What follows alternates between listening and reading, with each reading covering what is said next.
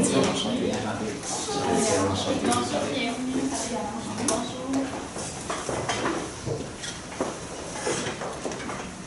bonjour et bienvenue au cas de gestion de crise. Préférez-vous les instructions en français ou en anglais? En français, c'est Parfait. Donc, pour cette épreuve, vous disposerez de 20 minutes pour faire présentation au juge. Si votre présentation est d'une durée de moins de 18 minutes, une pénalité d'1 point sera enlevée par tranche de 30 secondes. Si votre présentation est d'une durée de moins de 15 minutes, votre équipe se verra attribuer la note de 0 au classement général. Si après 20 minutes, vous n'avez pas terminé votre présentation, vous verrez arrêté afin de passer à la période de questions. À la fin de la présentation, les juges disposeront d'une période de 5 minutes pour poser leurs questions. Je rappelle au jury qu'il est obligatoire de poser une question lors de cette période. Si à la fin de 5 minutes, vous n'avez pas terminé de répondre à la question, vous serez arrêté. Durant la présentation, j'indiquerai le temps restant lorsqu'il restera 10 minutes, 5 minutes, 2 minutes, 30 secondes à l'aide de carton et les 10 dernières secondes à l'aide de mes doigts. Je vous rappelle qu'en aucun cas, vous ne pouvez mentionner la provenance de votre université sous peine de recevoir une pénalité. Je rappelle également au public qu'il est strictement interdit d'utiliser un appareil électronique durant la présentation et vous prierez de garder le silence jusqu'à la toute fin de la période de questions. Je demanderai maintenant au juge de se présenter, à la suite de quoi vous pourrez commencer votre présentation. Bonjour, je m'appelle Émilie Fémur, je suis conseillère en ressources humaines pour Desjardins. Bonjour, Émilie Racine, partenaire d'affaires ressources humaines pour Solatec. Christophe Dufort, professeur ministériel, spécialiste en gestion de crise.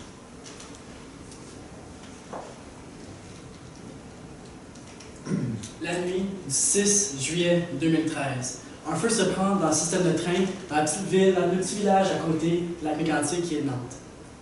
Le jour, la même journée, le système de train, le système de freinage lâche. Le frein descend la côte de la mécantique et explose dans la ville de la mécantique. Vous, les ministères de Santé publique du Québec, vous étiez là. Vous étiez là pour les 47 familles de sinistrés qui ont eu des membres de leur famille qui ont perdu. Vous êtes là pour le Québec, vous êtes là pour tous les citoyens. Vous avez été les héros du Québec.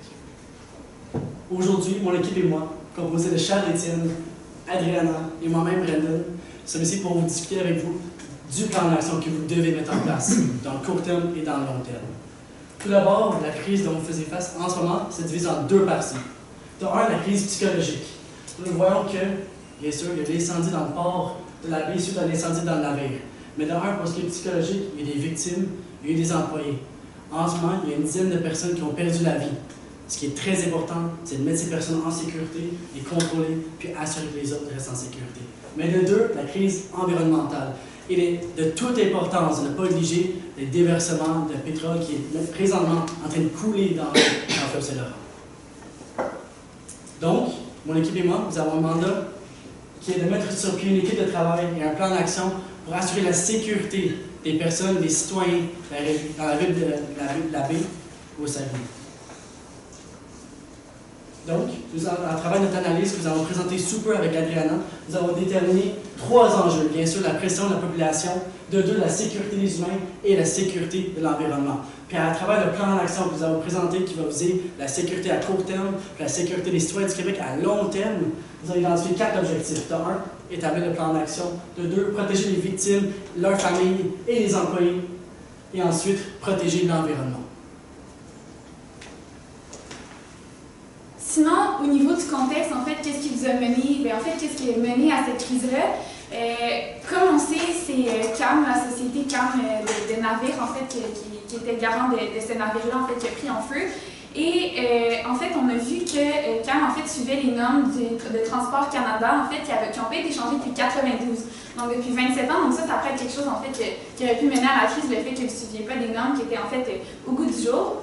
Sinon, on a vu qu'en 1 an, il y a eu plus de 18 accidents et 6 déversements. Par contre, qu'est-ce qui a été fait suite à ça? Absolument rien. Sinon, au niveau de la crise, on sait qu'il y a eu, au départ, à Halifax, il y a eu un appel d'urgence. Ça a été fait, ça a été bien fait. Il y a eu une vérification par la GRC, en fait, tout a été rétabli. Puis, il a dit en fait à la société de transport de partir et de suivre son chemin jusqu'à la baie, en fait, qui était son point d'arrivée, et dire de refaire en fait les vérifications à ce moment-là. Par contre, au niveau du transport, il y a eu un problème dans la suite électrique, puis en fait, il y a eu l'incendie qui a ravagé en fait l'ensemble du port et du centre-ville de la baie, malheureusement. Donc maintenant, où on en est qu'on on est en plein milieu de la crise, on a appelé les services d'urgence, mais on en est encore là, donc il va y avoir beaucoup de chemin à faire. Donc évidemment, il y a eu un manque de prudence de la part de la société de transport, parce qu'en fait, ils ont voulu miser avant tout sur la satisfaction de leurs clients, donc livrer le produit à temps plutôt que s'assurer de la sécurité du navire. Donc on pense que c'est un plus gros manquement qu'il y a eu au niveau de CAM. Donc qu'est-ce qu'on pense qu'il aurait dû faire à la base? Bien, au niveau des signes précurseurs, évidemment, des normes qui n'ont pas été changées depuis 27 ans, il aurait pu faire de la pression au niveau de Transport Canada pour, en fait, faire de la pression pour changer les normes, peut-être les mettre plus au goût de 2019. Puis eux-mêmes, à l'interne, se mettent des normes plus sévères, peut-être réviser, en fait, leurs propres normes pour éviter que de telles catastrophes existent. Parce que, comme on sait, ils ont eu beaucoup d'accidents, 6 déversements en 1 an, ce qui est énorme, mais pourtant, ils n'ont jamais changé les normes suite à ça, ils ne se sont jamais re-questionnés. Donc, je pense que ça aurait été quelque chose qui aurait été, en fait, très bénéfique. Sinon, demander un deuxième avis, appeler Transport Canada, pas juste la GRC, leur demander est-ce qu'on peut partir, est-ce que c'est correct, est-ce que tout va être beau. Peut-être qu'eux, de leur côté, auraient dit que c'était plus prudent de rester une nuit de plus à Halifax, justement, pour faire d'autres vérifications. Sinon, bien, prioriser, comme je l'ai dit, la sécurité plus que la rapidité. Donc, vraiment être sûr que tout est beau avant de partir, avant de vouloir livrer la marchandise à temps. Donc, objectif, c'est vraiment d'être transparent. Donc, d'être transparent, justement, avec le deuxième avis, être sûr que tout est fait au bon moment, tout est livré au bon moment, mais évidemment dans la sécurité, et tout ça, bien, justement, en contactant les bonnes parties prenantes. Parlant de parties prenantes, il y a 3 zones clés qu'on a identifiées. Au niveau des parties prenantes qui ont beaucoup de pouvoir, mais par exemple un peu moins d'intérêt dans la crise en tant que telle, on a les clients de CAM, qui sont en fait les clients chez qui ils doivent livrer la marchandise, et les médias. Donc eux, ça va être des parties prenantes qu'on va vraiment devoir tout au long du plan d'action maintenir satisfaits afin qu'ils ne se révoltent pas en fait contre le gouvernement du Québec. Ceux qu'on doit maintenir informés, évidemment, il y a le bureau de la sécurité publique, il y a la ville de Saguenay avec la mairie, avec tous les citoyens en fait qui sont dans la ville de Saguenay et de la baie, de l'agglomération de la baie plus précisément, qui sont directement touchés par la crise. Évidemment, les victimes, leurs familles, tous ceux qui sont décédés ou bien qui ont été touchés physiquement par la crise et psychologiquement, évidemment. Les employés de CAM, évidemment, eux, c'est pas nécessairement de leur faute, mais ils peuvent se sentir coupables, ils peuvent avoir vu des choses, été témoins aussi, donc ils peuvent avoir des séquelles psychologiques à ce niveau-là, donc ça va vraiment être important de les maintenir informés. Et évidemment, la population québécoise, comme on sait, vous êtes le ministère de la Sécurité publique, tout ce que vous allez faire va en fait être critiqué par la population, donc c'est vraiment important de les maintenir informés et de dire à chaque étape du plan d'action ce que vous faites et pourquoi vous le faites. Finalement, les plus importants, donc vos collaborateurs principaux, ça va évidemment être CAM, donc la société, Transport Canada, en fait, qu'eux ont établi des normes, puis en fait, c'est au niveau gouvernemental, il va vraiment falloir collaborer avec eux aussi. Le ministère de l'Environnement, puis évidemment vous, le ministère de la Sécurité publique, qui est en fait au centre de cette affaire. Sinon, on a vu que vous aviez 2 postes principales. Vous êtes le ministère de la Sécurité publique. Comme on sait, vous avez une cause noble, c'est d'assurer la sécurité et de diminuer la vulnérabilité de tous les citoyens québécois. Donc, il faut vraiment se miser là-dessus, se rattacher à votre mission, se rattacher à votre force, qui est la sécurité, parce que c'est ça qui va vous faire passer à travers cette épreuve-là. C'est sûr que c'est pas facile, mais il faut toujours se rappeler que votre objectif, c'est d'assurer la sécurité. Donc, c'est vraiment là-dessus qu'il va falloir s'accrocher. Sinon, votre expérience, comme Brendan l'a dit, vous étiez là au niveau de lac Mégantic, vous allez être là au niveau de la baie. Donc, vous avez l'expérience, vous avez les ressources nécessaires. Maintenant, ça va être de mettre le plan en marche pour que ça fonctionne. Donc, il faut vraiment utiliser votre expérience pour s'en sortir. On peut peut-être commencer par agréablement. Les citoyens du Québec, les citoyens de la baie ont besoin de vous, mais ils ont également besoin de quelqu'un à qui ils peuvent faire confiance, à quelqu'un qui peut être l'image de la baie, quelqu'un avec qui ils peuvent passer ça avec, voir l'espoir. Parce que oui, au bout de ce chemin-là, on va s'en sortir puis on va en apprendre pour prévenir d'autres catastrophes. C'est pour ça qu'avant de vous présenter notre plan d'action, il y a un point très important. C'est qui va prendre la parole, qui va annoncer les enjeux pour faire les suivis à travers la région de la baie. Puis, très simple, ça va être la maire de la baie. Cette personne-là, qui est très proche avec cette communauté de 150 000 personnes, a déjà la confiance de ses citoyens. Ces citoyens-là ont confiance en lui et savent que lorsqu'il prend la parole, ils l'écoutent, puis savent que c'est à travers lui, ce logo, ce message, cette image, que l'espoir va se retrouver. Donc, De deux, nous allons présenter notre stratégie qui s'appelle la stratégie Boomerang. Boomerang parce que nous allons fabriquer un boomerang ensemble. De deux, nous allons lancer.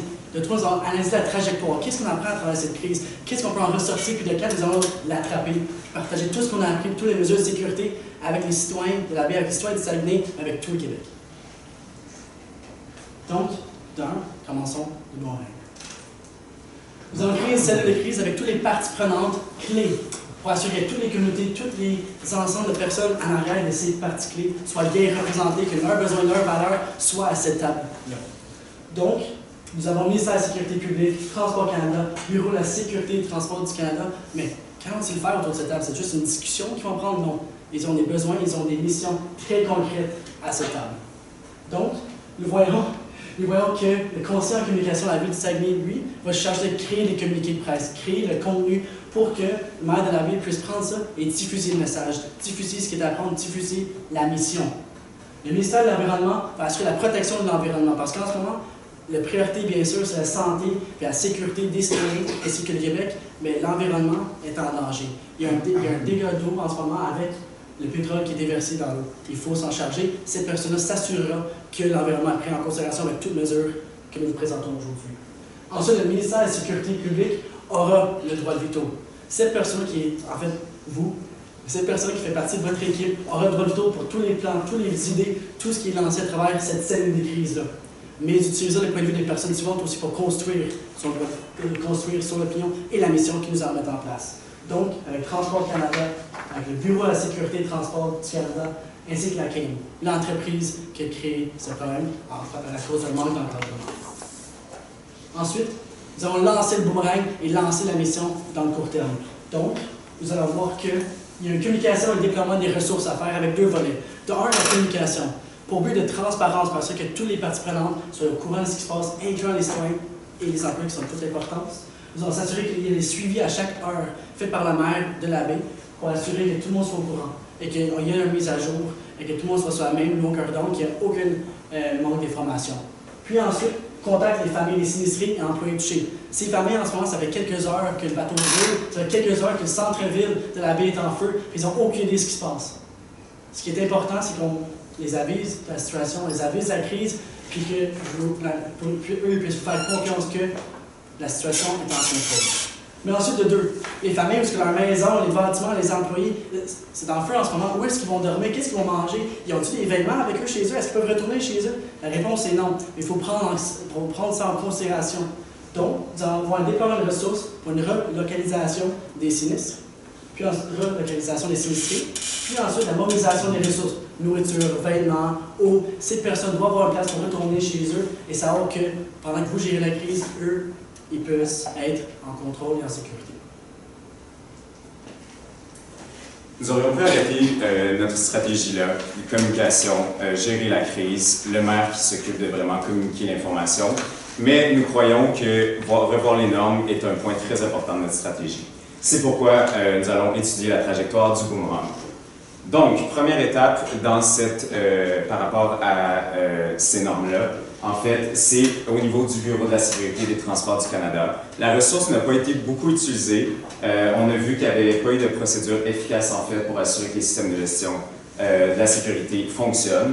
Donc, on va leur demander un rapport par rapport à cette situation-là qui vient de se produire dans le port de la baie. Donc, c'est vraiment d'utiliser leurs ressources, de prendre ce rapport-là et de voir pour les prochaines procédures qu'est-ce qu'on pourrait utiliser pour que ça ne se reproduise plus. Deuxièmement, donc, au niveau de Transport Canada, c'est de revoir la norme. On l'a dit, la norme date de 1992, ça fait 27 ans qu'elle n'a pas été mise au point. Et si on avait eu une norme probablement plus sévère, cet incident-là ne serait probablement jamais arrivé. On sait, le capitaine, lorsqu'il y a eu un problème à Halifax, il a communiqué avec la compagnie lui a donné le droit, en fait, avec la GRC, tout ça, de poursuivre. Donc, on croit vraiment qu'en revoyant la norme, en étant les normes les plus sévères possibles, ça ne se serait pas passé, puis il aurait pu se référer, en fait, à quelqu'un d'autre que seulement la compagnie, déjà qu'il avait une mauvaise réputation, qu'il avait déjà arrivé plusieurs choses auparavant. Donc, oui, voilà, les normes qui sont pas assez strictes. Et finalement, au niveau de vous, du ministère de la Sécurité publique. Vous pourriez avoir, en fait, le directeur, par exemple, de l'inspection technique chargé des instructions et des opérations. Cette personne-là pourrait être attitrée, en fait, à recruter des experts pour chaque port au Québec au niveau du fleuve Saint-Laurent. Il pourrait avoir des experts pour chaque zone et dès qu'il y a un petit bris, un petit problème, c'est cette personne-là qu'on contacte, c'est cet expert-là qui se rend sur les lieux, c'est lui qui vérifie s'il y a un danger possible et c'est lui qui ensuite qui va faire la vérification au niveau de ce directeur-là. Donc, on croit que ça va être très positif. Puis ensuite, ça va vraiment être de communiquer l'information. Puis, on reprend encore une fois le bureau de la sécurité, oui. Donc, il pourrait faire des rapports, en fait des suivis, des rapports par rapport à tous les bris qui sont occasionnés pour avoir un contrôle et un suivi pour les futurs problèmes. Ensuite, la saisie du boomerang. Donc, à long terme. C'est bien beau penser à court terme, mais il faut voir également à long terme qu'est-ce qui est possible pour toutes nos parties prenantes et les citoyens de la baie. Donc, offrir vraiment un soutien psychologique, on croit que c'est extrêmement important. Il y a eu des morts, il faut que les familles, que les amis, il y a tellement de personnes qui sont touchées, donc un soutien psychologique, donc déployer des travailleurs sociaux, des psychologues, tout au courant des prochaines années. Également un soutien monétaire qui devrait être apporté aux sinistrés. Finalement, le maire doit rester la figure du rétablissement, doit communiquer, continuer à rassurer les citoyens. Également créer un lieu de commémoration, puis des achats, prendre la date, donc voilà, avoir voilà, la commémoration. Et finalement, les déploiements de la communication. Au niveau des impacts, donc regardons un petit peu plus au niveau monétaire. Nous avons fait le budget ici à court terme de 80 millions de dollars. Donc, vous voyez que le déploiement des ressources prend une grande partie du budget, évidemment pour les centres de relocalisation, pour la nourriture, pour loger les gens qui sont touchés, mais également le soutien psychologique, les frais administratifs par rapport à la nouvelle norme et la communication qui est très importante dans notre stratégie. Au niveau long terme, je ne l'ai pas spécifié tout à l'heure, mais on prévoit peut-être un budget d'environ 750 millions de dollars avec le port. On voulait aussi bouger le port, oui, puisque les personnes étaient touchées. Donc, vraiment relocaliser le port plus à l'extérieur de la ville, en fait, pour le soutien psychologique des gens. Votre retour sur investissement là-dedans, c'est assurer la sécurité des citoyens de la ville, c'est prévenir des futures catastrophes grâce aux normes, puis c'est une image transparente, évidemment, avec toutes les parties prenantes tout au long de la situation. Au niveau des chantiers, donc, la première chose à faire, en fait, c'est la mise en place d'une cellule de crise, comme on vous l'a présenté avec le pilier numéro 2. C'est ensuite de communiquer le déploiement des ressources dès la journée suivant la nuit de la catastrophe. Et ensuite, c'est de sortir le rapport, donc de demander le rapport au bureau tout de suite et de réviser les normes pour ensuite pouvoir aller chercher nos experts pour les différents ports. Au niveau des indicateurs de performance, je passe rapidement. Donc, évidemment, la satisfaction des citoyens. Donc, on peut voir le retour des citoyens, par exemple, aux conseils municipaux qui donnent leurs commentaires. On peut le voir par ceci, également un sondage, donc supérieur à 80%. On comprend que 80%, il y a des gens qui vont toujours, c'est une crise, c'est énorme, donc on croit que le 80% est relativement élevé, relativement bien pour la cause. Niveau communication, donc le niveau d'engagement. Également le nombre de j'aime, le nombre de réactions par rapport aux réactions sur les médias sociaux et les normes, donc le taux de départ qui ont été refusés à la suite que les experts sont allés voir les lieux et évidemment le nombre d'experts qui sont allés sur les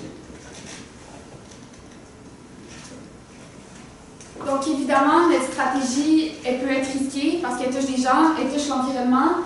Je vais passer rapidement, mais en fait, nous, on pense que en fait, le risque le plus important, c'est qu'il y aurait un manque de ressources pour relocaliser les sinistrés. Et dans ce cas-là, on pense qu'il faudrait encore plus collaborer avec les municipalités du Saguenay, puis en fait, essayer d'augmenter le budget, parce qu'en fait, nous, ce qu'on veut en premier, c'est évidemment, c'est les êtres humains qui sont en jeu, c'est leur vie, c'est leurs besoins physiologiques, leurs besoins de base. Donc, nous, on veut vraiment leur assurer quelque part où ils peuvent dormir, manger, aussi des places où ils vont pouvoir être avec leur famille, même en temps de crise. Donc on pense que c'est vraiment le plus grand risque, mais que justement, l'argent dans ces cas-là, c'est pas important. Ce qui est important, c'est vraiment la sécurité des gens, la sécurité des familles de la vie. Donc finalement, les apprentissages, évidemment, c'est une catastrophe, qu'est-ce qui est arrivé, une catastrophe humaine, une catastrophe environnementale. Par contre, il ne faut pas prendre ça comme quelque chose d'uniquement négatif, il faut prendre ça comme des apprentissages. Des apprentissages qui vont pouvoir nous permettre de bâtir un futur plan de prévention dans l'avenir. Donc, première chose qu'il faut retenir, c'est la sécurité avant tout. C'est bien beau livrer la livraison, c'est beau garder des bonnes relations avec vos partenaires, avec les clients. Par contre, la sécurité, on ne sait jamais ce qui peut arriver. Il y avait un problème, on ne l'a pas réglé, on n'a pas été assez prudent. Donc, toujours à l'avenir, être encore plus sécuritaire, donc vraiment miser sur la sécurité. Deuxième point, reprise du contrôle pour le bien-être des citoyens. Donc, comme j'ai dit depuis le début, l'important, oui, il y a l'environnement qu'il faut aller chercher aussi, qu'il faut contrôler de côté, mais il y a aussi le bien-être des citoyens. En fait, avant tout, le bien-être des citoyens, c'est des vies qui sont en jeu, c'est des vies qui sont complètement bouleversées, des traumatismes psychologiques. Donc, il faut vraiment s'assurer que le bien-être des citoyens soit passé en priorité avant tout. Concept du moindre doute, comme on a vu au début, il y avait des normes qui ont été plus ou moins adaptées. Donc, quand il y a un doute, il faut aller avec la norme la plus sévère, donc toujours changer les normes. Même au premier accident qu'il y a eu de cette année-là, où il y en a eu plusieurs, mais c'est important, toujours à ce moment-là, prendre le doute le moins élevé. Optimiser les ressources disponibles et finalement, toujours être transparent.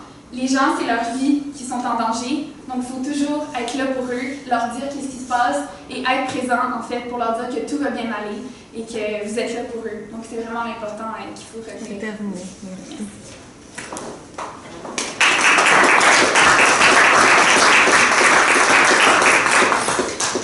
Question pratico-pratique. Vous avez décidé de joindre les gens dans votre plan de communication externe via les réseaux sociaux. Vous savez que la population est quand même assez vieillissante et je ne suis pas sûre que tout le monde soit sur les réseaux sociaux. Est-ce que vous avez prévu d'autres choses pour rejoindre la population?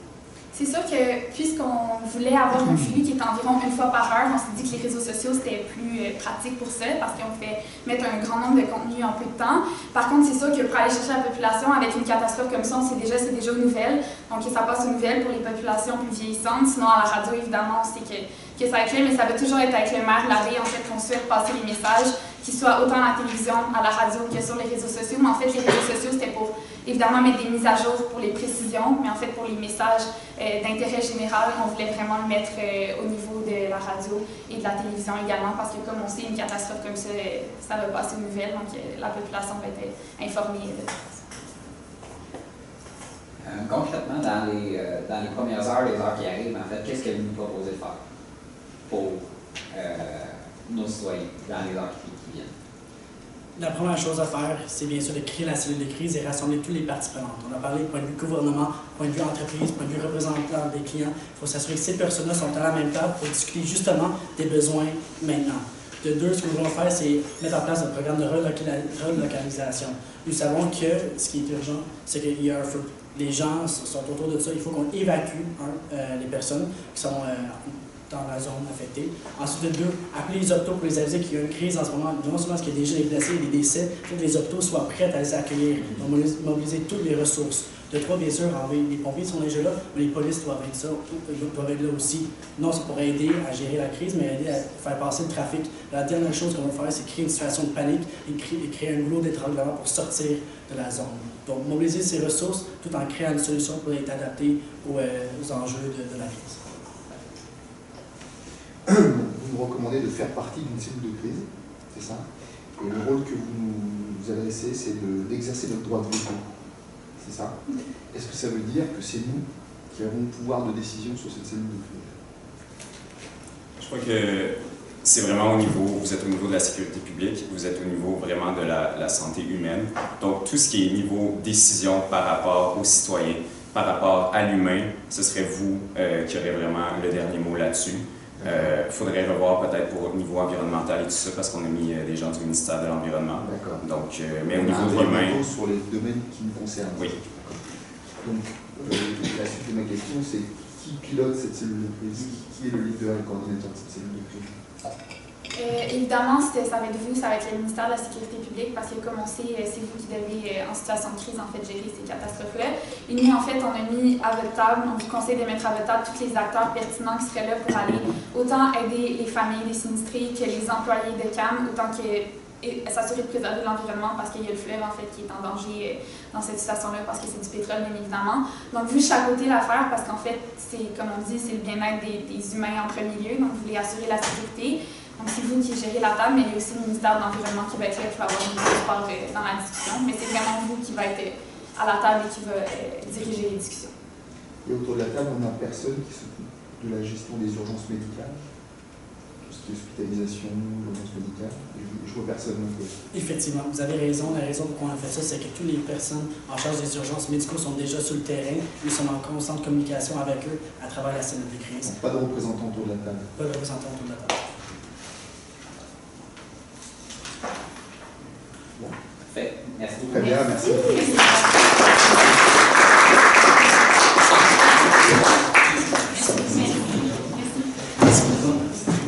Merci.